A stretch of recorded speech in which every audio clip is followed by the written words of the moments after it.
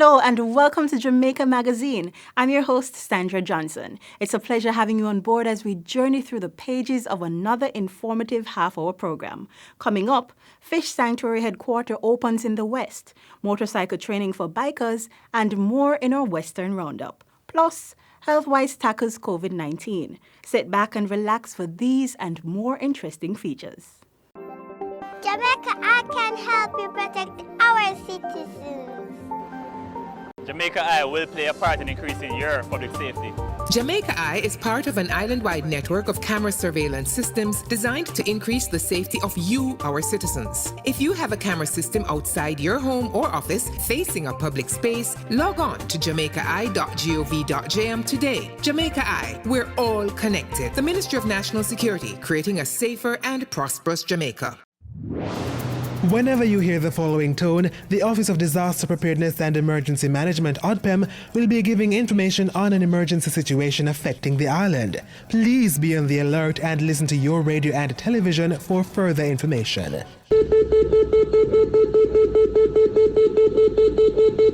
This was a test of the Emergency Alert System, brought to you by ODPEM.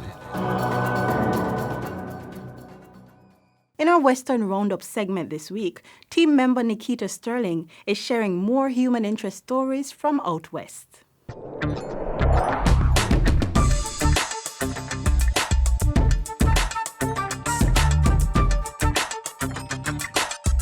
White River Fish Sanctuary opens their new headquarters. Bikers in Westmoreland welcome motorcycle training. Sanitation workers feted and justices of the peace recognized for their continuous hard work. These are all the things we have lined up for you today. You're watching Western Roundup. Stay with us. We'll be right back.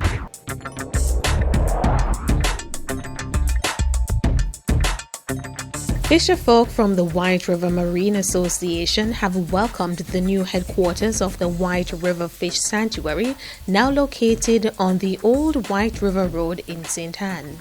With the office, I feel proud of it to see it reach so far from where we're coming from.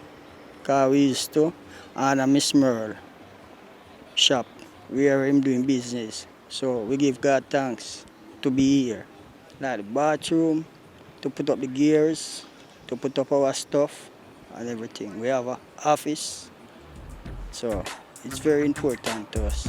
The facility forms part of a $16 million investment from the Tourism Enhancement Fund and other stakeholders to bolster sustainability of the fish sanctuary. We plan to take this fantastic new facility and make it a focal point for the community, where we can have a permanent base for trainings, educationals, more hands-on presentations. It will also aid in making our operations more efficient. We now have the ability to fill our own tanks. Right here we have a new compressor room, and somewhere our wardens and coral gardeners can call home and be proud of.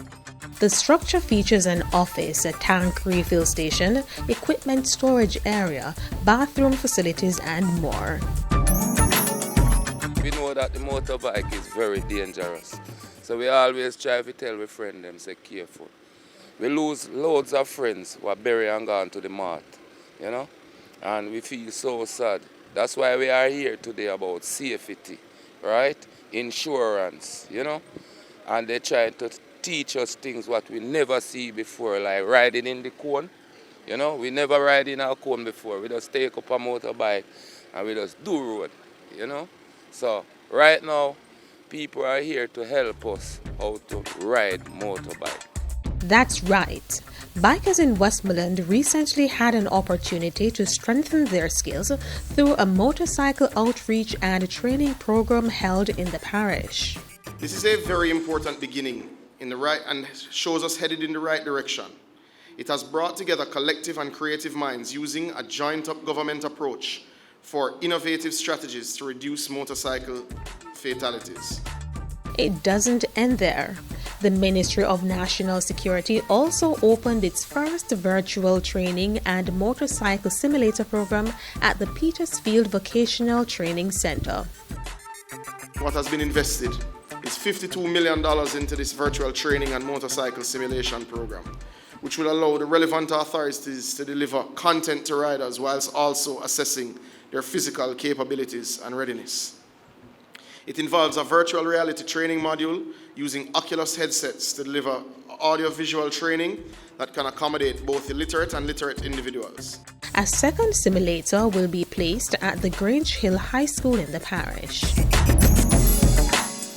Back in St. James, street sweepers, sidemen and drivers employed to the Western Parks and Markets Waste Management Limited are expressing gratitude to their employers for an inaugural book drive and back-to-school treat held in their honor. I'm grateful and it's nice. We need them to do more of these things. I appreciate Solid Waste to give me a back-to-school treat. It kind of helped me out a lot. Thanks to my inspector and the management, thank them. The workers received school bags, notebooks, textbooks, pens, pencils, and other supplies to help prepare their children for the upcoming academic year. With COVID and everything that's going on and the stresses of life, it is important to have an event like this, especially now. Going back to school or making preparations, it can be quite costly. So in order to offset the cost and to help cushion somewhat the expenses that we're shouldered with, we decided, to help the sanitation workers who are out there every day ensuring that we live in a clean community, in a clean environment. We too joined the Western Parks and Markets Waste Management Limited in saluting our sanitation workers. Justices of the peace across the island are also expressing gratitude for being honored at the Lay Magistrates Association of Jamaica annual Golden Scale Awards banquet. 13 JPs received parish awards, while 3 were conferred with the prestigious Golden Scale Award. I say thanks to my team for nominating me and for getting this award, which is for the County of Middlesex 2020. To serve your parish, to serve your nation, to serve your community, I deem this as an honor. And what more else can we do but to serve one another? And that's my greatest joy. We join the Custos of St. James in extending congratulations and encouraging our JPs to keep up the good work. Awardees, you have a responsibility to continue to build communities with high standard and morals. You have also made a commitment to serve your country, and you should continue to do so with high standard of ethical behavior. That's all for the program today, folks. Thanks for watching Western Roundup, where, as always, we take you from the corners of St. Elizabeth to the hilly terrains of St. Anne. Until next time, walk good.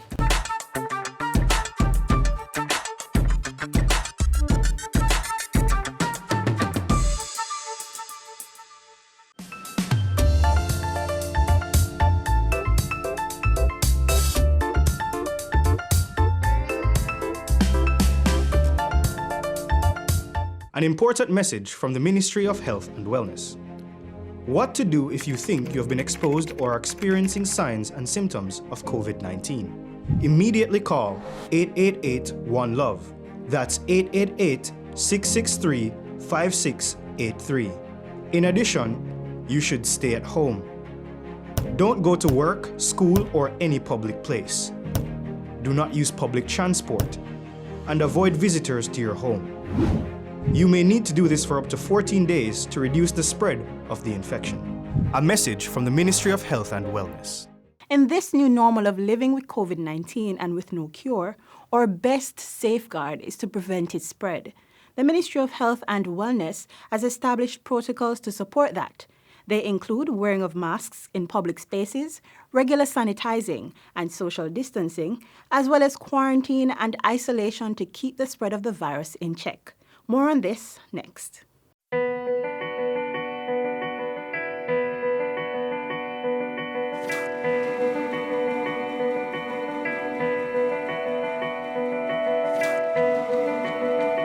Now more than ever, it is so important that Jamaicans observe the protocols, remain vigilant, Most Jamaicans must appreciate that they must take personal responsibility to protect themselves, their loved ones, their community, and of course, by extension, the country. It's still a clear and present danger. As we say, the sort of vernacular or cliche, COVID's still a keep. It's not completed. And so everyone has a role to play, everyone counts.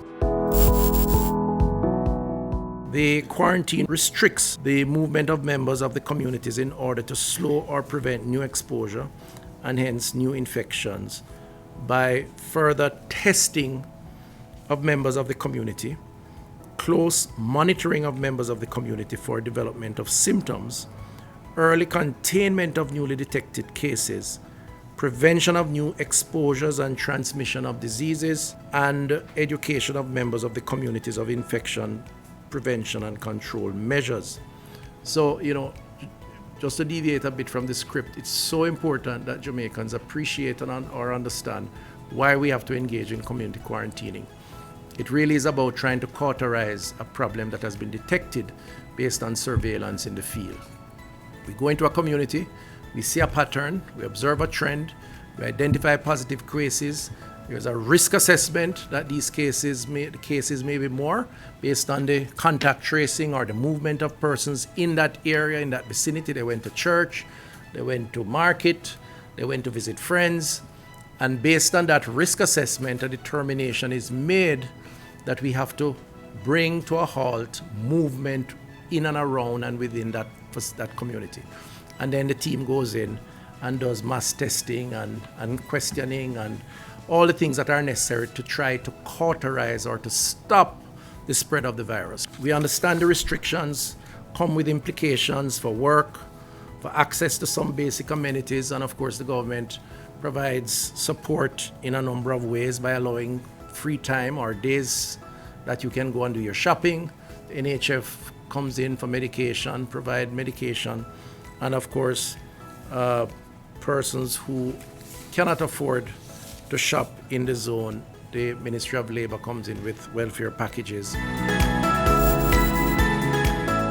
Initially, we were having more imported and import-related, and currently we are having both imported and local transmission cases. We go house to house to survey and to identify persons who may have symptoms.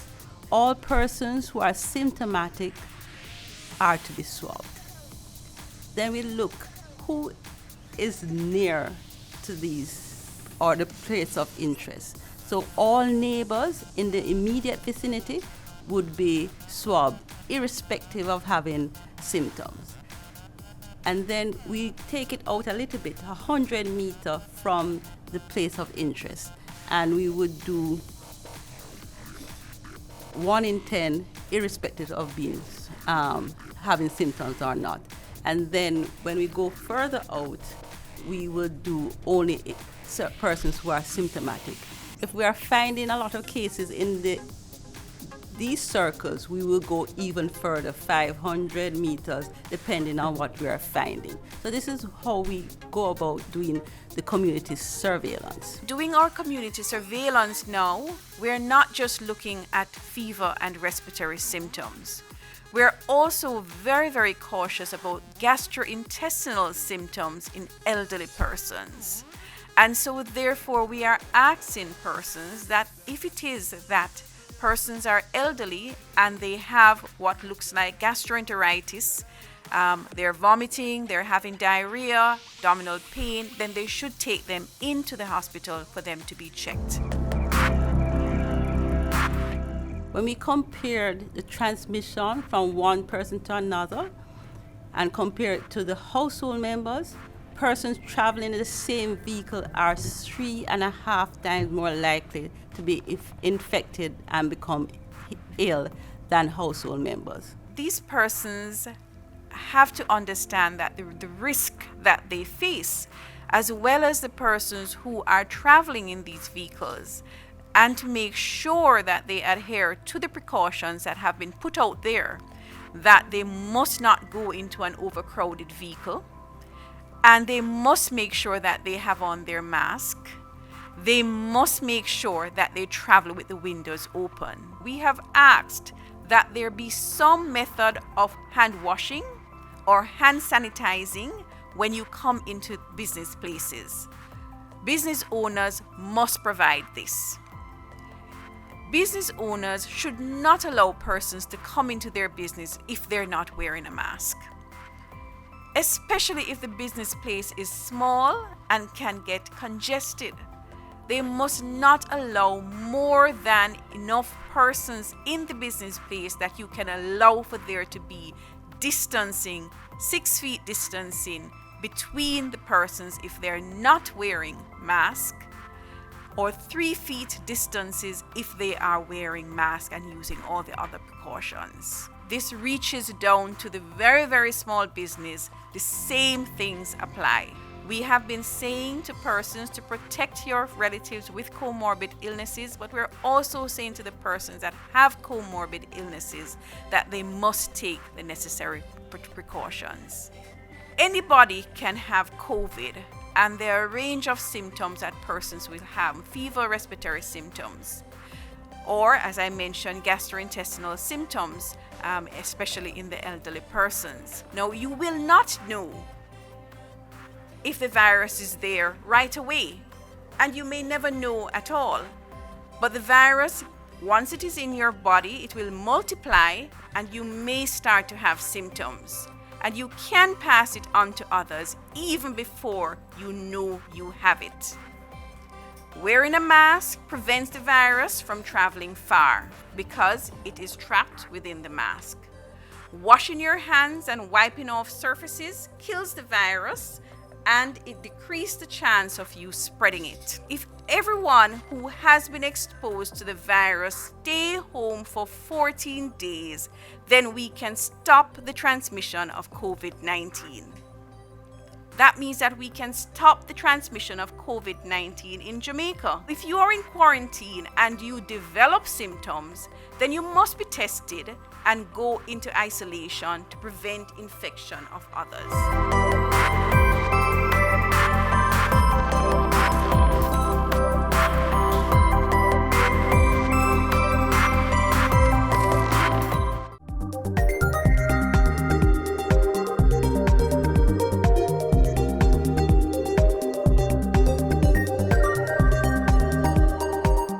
Jamaica Social Investment Fund, JSIF, celebrating over 20 years of investment in community development. JSIF has forged relationships with international funding partners as well as private and public sector entities. Let us continue to invest to reduce vulnerabilities. Let us build our social capital and resilient infrastructures to ensure full participation in Vision 2030. JSIF, investing for community development. The current rise in the number of COVID-19 infections could suggest we need to be more cautious in our interactions with each other. In 2 words, that means social distancing. Apart, but still in it together. United, though not physically. Welcome to the period of social distancing, an important method to contain transmission of the novel coronavirus, COVID-19.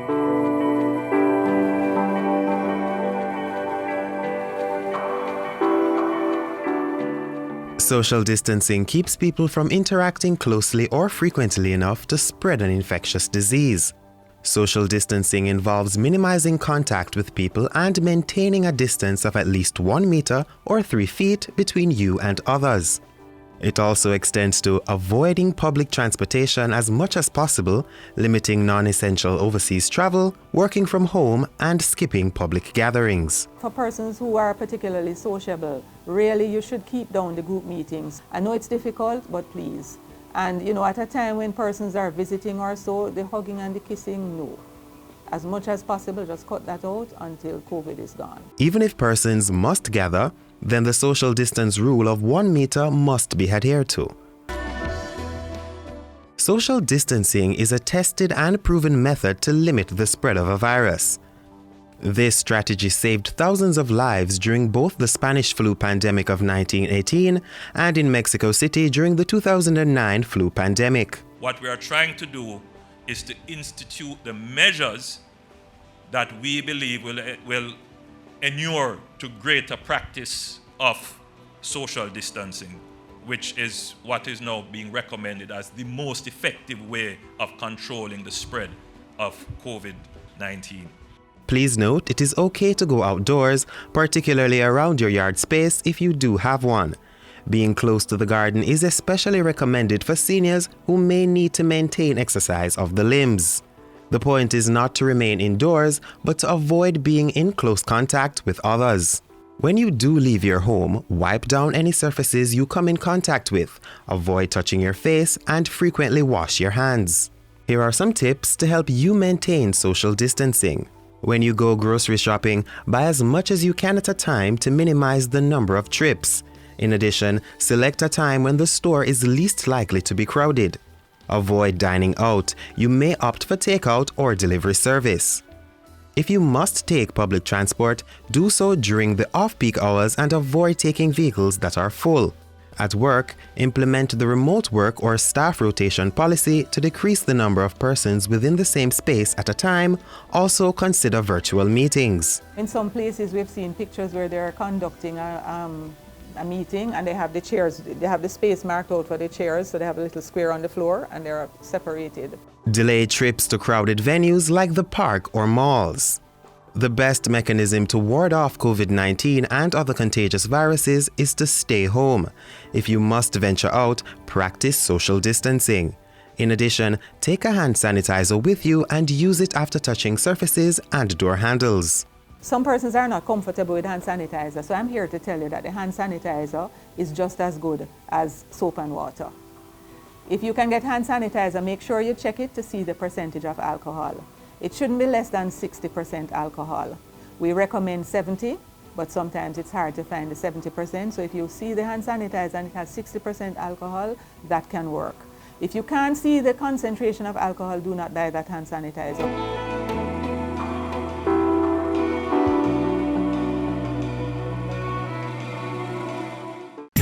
Mosquitoes will breed in containers that hold water. Tightly cover water storage containers such as drums, buckets, and tanks, or cover the water surface with cooking oil. Punch holes in all tins, plastic containers, and boxes to prevent the collection of water before disposal. Cover old tires or fill with dirt. Scrub all vases once per week to remove mosquito eggs, and dispose of garbage by placing in plastic bags. Do your part to prevent mosquito breeding. A message from the Ministry of Health.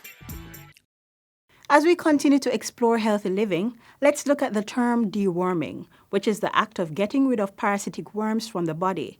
This information is particularly important for the parents of young children.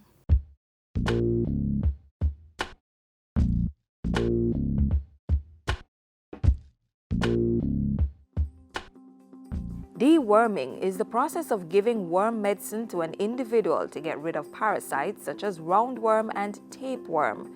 While the focus is usually on children, adults should also be dewormed. Consultant pediatrician at the Bustamante Hospital for Children, Dr. Sandrika Young-Peart, tells us why this process is important, signs to look for, and the impact of these worms to our health. When we talk about worms, we're talking about multiple different types. We may talk about the roundworm, the pinworm, or we can talk about the whipworm. And these are just some of the few worms that exist. The worms can actually cause a disease burden on our society, and the complications of having worm infestations are numerous and problematic. It affects how our children may concentrate and may be able to learn. There are actually documented findings that it actually affects your cognitive and your physical development and your ability to concentrate in school. And so it's actually important that we actually rid our children of these parasites. According to the WHO, approximately 800 million children are actually affected by worms each year. So what are some of the signs that a person may have worms? Symptoms could be what we commonly think about, like grinding of the teeth. They may be itching their anus, right? They may actually have weight loss. They may feel very tired and fatigued. And these are just some of the symptoms that may give you an indication that your child may have worm. They may not have any signs at all. Or they can have other signs and symptoms such as vomiting, abdominal swelling or distension, diarrhea, or constipation. If the worms actually form balls, they can actually block the intestines, and that can either cause constipation and cause the child to vomit. They can also present with wheezing, and we may think they are actually asthmatics, but it's actually the worms that have migrated into the lungs to cause obstruction of the airway and cause the child to wheeze. So how do they get infected? They may get infected either by eating or drinking contaminated water or food. If there is inadequate or improper waste disposal, and if we don't wash our hands before we eat or drink food. And there's a particular worm that you can actually get if you actually walk barefooted. So that is also something to bear in mind. And so it's actually important that we actually give our children worm medicine so we can actually target getting rid of these worms and actually reducing the worm burden in our society. You can deworm your children twice per year.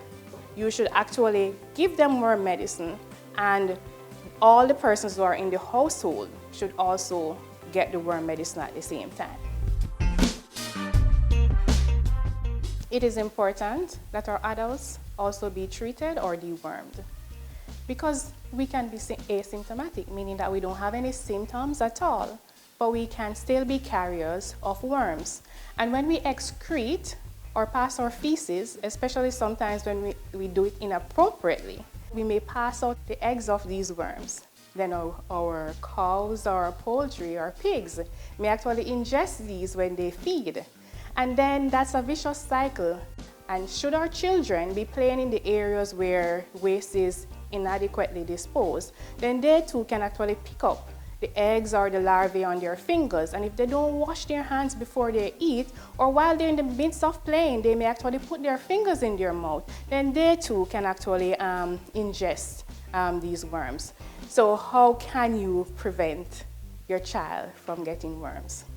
It's difficult, but there are some basic tips that we can actually do to reduce the chance of our children getting these serious worm infections and having the complications. It's basic hand washing before eating our food, allowing our children not to walk barefooted, allowing our children not to play with the pets, especially if their pets are not treated quite frequently. And importantly, proper hygiene. Ensure that our waste is disposed properly. So it's pretty important that we all get on board as adults so we can actually reduce the worm burden and the impact on our society.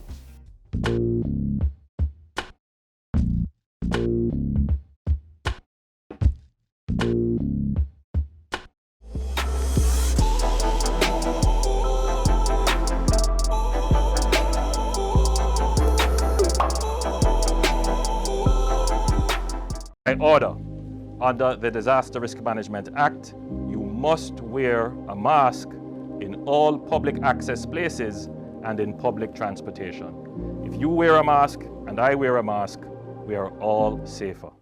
We've come to the end of today's edition of Jamaica Magazine. Be sure to join us again tomorrow for another informative show. Until then, continue to watch this and other programs by logging on to our website, gis.gov.jm, or subscribing to our YouTube channel. You may also find us on all the major social media platforms and through our mobile app that's Android and iOS compatible. On behalf of the entire production team, I'm Sandra Johnson, urging you to stay COVID-19 free. This has been a production of the Jamaica Information Service, the voice of Jamaica.